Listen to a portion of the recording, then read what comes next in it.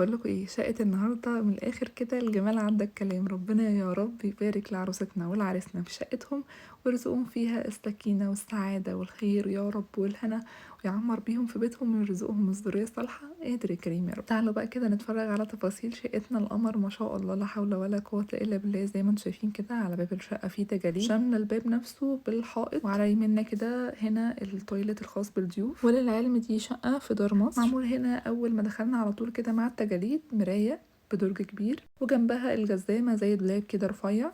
شكلها لطيف جدا ما شاء الله، لا حول ولا قوة إلا بالله. وشالت معانا برضو أحذية كتير. وزي ما انتم شايفين وحدات الإضاءة اللي معمولة في الجبسون بورد. شغل الجبسون بورد بسيط جدا ومعمول فيه بس إضاءات بسيطة.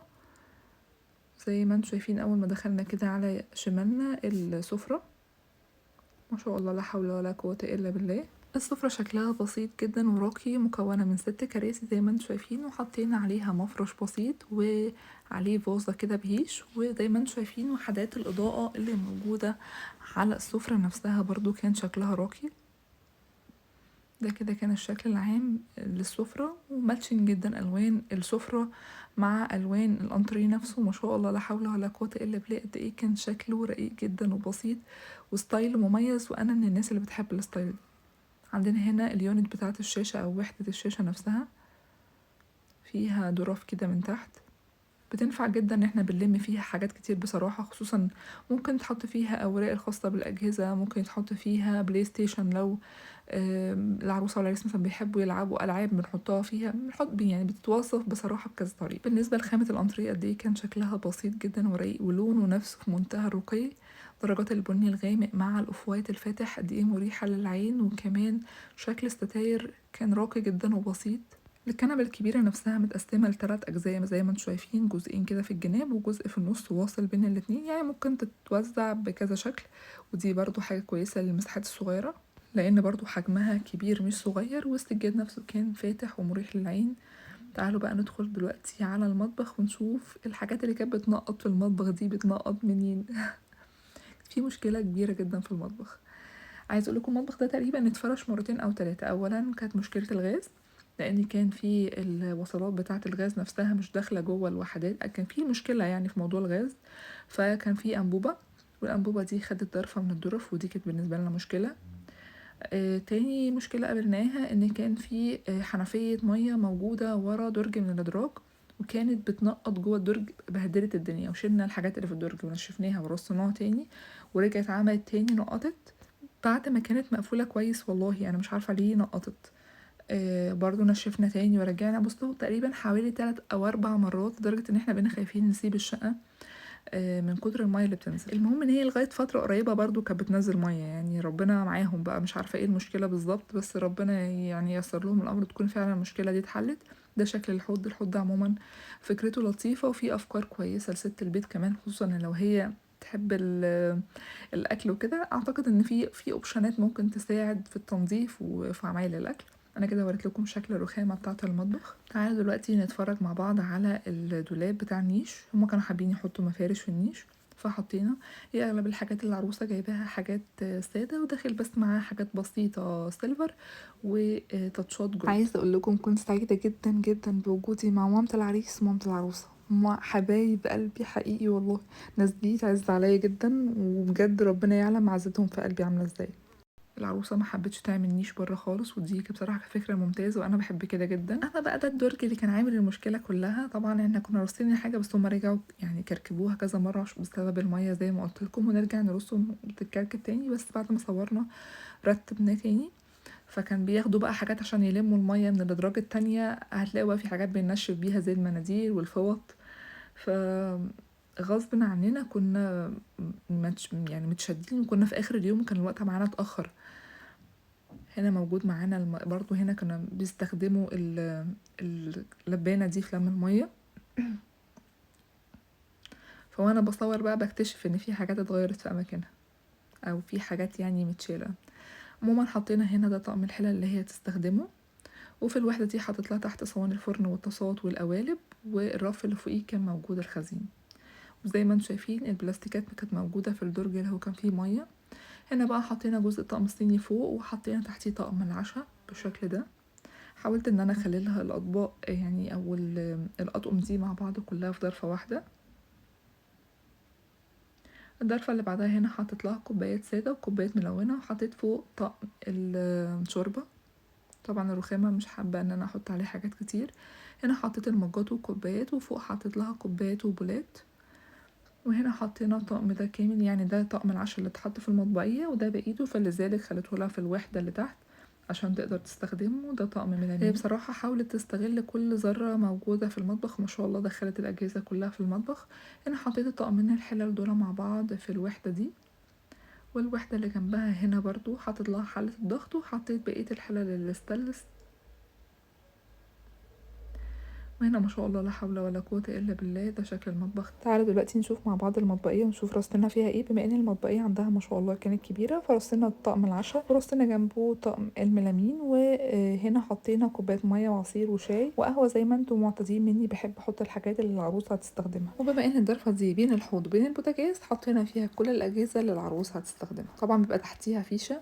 اما الوحدة دي رصت لها فيها كل الكاسات اللي هتقدم منها للضيوف. زي ما انتم شايفين تقسيمة الوحدة دي مختلفة، فيها رفين، فبالتالي بنقدر نشيل فيها حاجات اكتر، بس حاجات بيكون طولها مش ما بتبقاش طويلة قوي، يعني مش طقم مثلا شربات فيه قارورة طويلة او حاجة، طولها عادي قوي بتحط فيها كوبايات او كاسات، وده مناسب للوحدات اللي زي دي. طبعا زي ما انتم شايفين ما شاء الله المطبخ مستغل لحد فوق، الوحدات كلها مستغلة.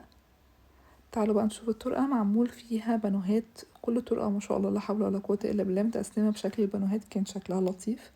تعالوا بقى دلوقتي ندخل على غرفة الليفينج روم. ده كده شكل الليفينج، برضه هما مختارين اغلب الحاجات الوانها هاديه جدا ومريحه للعين، مفيش اي الوان فيها مزعجه، وده بيساعد العروسه فيما بعد ان هي تقدر تعمل ستايلنج في الغرفه، تغير الوان الستاير، تغير الوان الكوشن، تغير الوان السجاد، بينقل الغرفه نقله نوعيه، خصوصا لما يكون الاساس نفسه لونه محايد زي الركنه كده لونها محايد، اليونت او الترابيزه مثلا، كل الحاجات دي الوانها الوان محايده تقدر تشتغل عليها وتدخل فيها الوان كتير. زي ما انتم شايفين كده حطينا المفرش ده، حطينا عليه الفازة الرقيقة دي، وكانت كمان جايبة كوشن شكلها مميز قوي على الانتريه. هحاول اصورها لكم دلوقتي بشكل يعني مفصل اكتر. شكلها عجبني، وحسيت فيها تاتشات كده بسيطة، وفي نفس الوقت واخدة من الوان الكوشن اللي المفروض ان فيه شغل مكرمية كان هيتعلق في الحائط، غالبا ممكن يكون الحائط اللي ورا الركن على طول، اللي هي موجودة على البف اللي قدام الستاير. تعالوا دلوقتي بقى ندخل غرفة الأطفال ونتفرج على كل تفاصيلها، ما شاء الله لا حول ولا قوة إلا بالله. كنت لسه برضو فرشة العروسة، كانت جايبة نفس الغرفة، بس كانت جايبة سرير واحد مش سريرين، يعني كانت عاملة لغرفة الأطفال سرير واحد مقاس كبير زي السراير الكبيرة، يعني مكانتش حابة ان يكون الغرفة فيها سريرين. فغالبا المعرض اللي بيعمل الغرفة دي بيبقى عنده فرايتي، يعني انتي تقدري تختاري هتحطي سرير واحد او سريرين مقاس 120. بالنسبة للسرير هنا فرشناه بشكل بسيط وحطينا عليه الورد، ده كان العروسة كانت جايباه، كانت هتستخدمه في الشقة، وغالبا ده بوكيه بتاعها، فقسمناه ووزعناه بالشكل ده كده على المفرش. اما الغرفة كان فيها مكتب وكان فيها مراية طولية بالشكل ده، كان شكلها برضو لطيف جدا، يعتبر كانوا مستغلين كل ذرة ما شاء الله في الغرفة. تعالوا بقى نتفرج كده على المفروشات اللي احنا حطيناها للعروسة. فوق هنا حطيت كوفرتا، 2 كوفرتا وتحتيهم دفاية، وربطتهم بشريطة خيش فيها زجزاج كده شامل كذا لون. هنا حطت لها الملايات وجنبها فوط، وهنا الملايات وجنبها فوط، دي طبعا ملايات الأطفال، وتحت حطت لها دفايات وجنبها برضو بعض الفوط بتاعة الأطفال. ما شاء الله لا حول ولا قوة إلا بالله. الوحدة دي فيها رفين وتحت شماعة، حطت لها فوق البطانيتين، وحطيت بطانية للسرير الكبير وجنبها دفاية لونها كافيه. حاولت على قد ما اقدر ان انا انسق لها الالوان. تعالوا بقى نتفرج على الوحدة اللي بعدها. انا كنت حابة جدا شكلها وشكل الفرش اللي فيها وتناسق الوانها. حطيت لها فوق هنا اول رف لحاف لسرير الاطفال، حطيته بالشكل ده، تحتيه حطيت دفايات سرير الاطفال وحطيت بطاطين، وفي النص دي كوفرتات، وتحت حطيت اللحاف برضو نفس اللحاف بس بشكل مختلف. ده كده انا حاولت ان انا انسق الجراي يبقى في النص وفوق وتحت، ونسقت بقى الالوان التانية كده كل صف لوحده واخد لون معين. ده كده كان الشكل العام ليها. قولوا لي ايه كده، إيه رأيكم في الوحدة دي؟ انا حبيتها بصراحة وحبيت تنسيق الوانها. كمان عجبني ان العروسة جايبة اللحاف والكوفرتا في حاجات معينة كده، هي جايباها اللي هي الحاجات الأساسية، جايباها لونها قريب جدا للون السراير، فبالتالي هتقدر تلعب في الفرش بتاع السراير سواء ملايات دفايات، تقدر تغير في ألوانها وهيكون شكل الغرفة فيها تناسق ورقي أكتر. وممكن بدل ما العروسة تجيب كذا لحاف ممكن تجيبي لحاف وتجيبي كفرات للحاف تغيري من شكلها كل فترة لو انتي مليتي من شكلها اللي بالنسبة لك تعودتي عليه. هنا معانا غرفة النوم، قد ايه ما شاء الله لا حول ولا قوة الا بالله، كانت رقيقة وراقية جدا. بس طبعا الغرفة دي عايزة غرفة مساحتها كبيرة قوي يعني. هما طبعا مكانوش متوقعين ان الغرفة نفسها او السرير حجمه كبير. ربنا يا رب يبارك لهم في كل حاجة عندهم. فرشت لهم السرير بالشكل اللي انتوا شفتوه ده ورسمت لهم على السرير. وعجبني ان الغرفة تحسوها فيها دريسنج كده منفصل، واخد جنب كده مكان اللبس بالمراية بالتفاصيل كلها، كمان فيها وحدة إضاءة موجودة فوق المراية نفسها. عايز اقول لكم ان الغرفة كلها هي كده اصلا بتبقى جاية تفصيلتها كده، بس مع اختلاف توزيع الوحدات نفسها فين. احنا طبعا هنشوف مع بعض المفروشات، تمام، بتاعة غرفة النوم. ما شاء الله لا حول ولا قوة الا بالله. حاولت بقى ان انا انسق لها الضرفة دي وخليها لها كده حاجة راقية كده وهادية، خصوصا ان الحاجات دي متشافة يعني ان هي قريبة جدا للسرير. فزي ما انتوا شفتوا حطيت لها فوق بطانية وتحتيها الملايات وتحتيها الفوط، وبرده الوحدة دي حطيت فيها فوط، واخر رفع حطيت فيه ملايات وفوقيه كوفرتة. زي ما انتم شايفين تنسيق الالوان هادي جدا ومدرجه لها الالوان من الغامق للفاتح. اما الوحده دي بما ان الرف ده عالي ومش هيستخدموه كتير، حطيت فيه اللحاف السرير الكبير وحطيت معاه مفرش قطيفه برضو نفس الدرجات. زي ما قلت لكم حاولنا ننسق الالوان اللي موجوده. الستاير قد ايه كانت بسيطه جدا وراقيه ما فيهاش اي مبالغه، وده الافضل طبعا. حطينا هنا صينيه على تسريحه ورصينا فيها كل البرفانات، وكان فيه هنا درج متقسم يعني زي خانات كده، رصينا فيه بقى الاكسسوارات بتاعه العروسه. وقولوا لي كده ايه رايكم في طريقه فرش السرير. حطينا ملايه وحطينا على الملايه نفسها الورد المجفف. اما الوحده دي طبعا كنت نسيت اصورها لكم، صورتها لكم في الاخر. حطيت فيها بطانيه فوق وهنا حطيت فوط. ودي الدفايات. الوحده دي جنب التويلت على طول، اللي هي اللي احنا شايفينها دلوقتي جنب الباب بالظبط. تعالوا نتفرج كده على الحمام اللي هو البرايفت الخاص بغرفة النوم أو الغرفة الماستر. فرشناه فرش بسيط جدا، وأنا بفضل دايما إن ثبت الغسيل يا إما يكون موجود في غرفة النوم يا إما في التويلت البرايفت، عشان الحاجات دي خاصة قوي ما ينفعش إن احنا نحطها في حمام الضيوف. وخلاص كده بس يا حلوين، الفيديو معانا النهاردة خلص. أتمنى يكون محتوى الفيديو النهاردة عجبكم. لو عجبكم ما تبخلوش عليا باللايك والشير والاشتراك في القناة لو عجبكم فيديو النهاردة. كان معاكم أيتن عبد وصاحبة قناة فرش عرايس ليلى سويسة. السلام عليكم.